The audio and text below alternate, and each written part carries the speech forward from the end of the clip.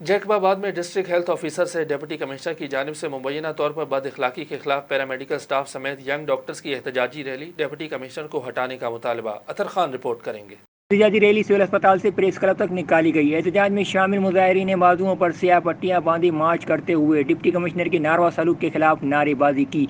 DHO doctor Abdul Gaffar Rind का कहना है कि गुज़श्ता रोज़ पोलियो की जारी मीटिंग में डिप्टी कमिश्नर ने हमसे नाजेबा अल्फाज इस्तेमाल किए, जिसकी वजह से आज सिंध भर में एहतजाज का सिलसिला जारी है। डिप्टी कमिश्नर के ऐसे अमल पे अस्पताल में मुख्तलिफ शोबाजात मुकम्मल तौर पर बंद कर दिए गए हैं। DHO का मजीद कहना था कि डिप्टी कमिश्नर हफीज सियाल की नारवा सलूक पर एहतजाजन छुट्टी दी है। जब तक डिप्टी कमिश्नर को हटाया नहीं जाता, हमारा एहतजाज गैर मुइना मुद्दत तक जारी रहेगा। दूसरी जानिब तहसील ठुल और गड़ी खैरों में भी पैरामेडिकल स्टाफ और वैक्सीनेटर एसोसिएशन की जानिब से भी OPD का मुकम्मल बाइकाट कर दिया गया है। कैमरा टीम के साथ अतहर खान, सिटी न्यूज़ जैकाबाद।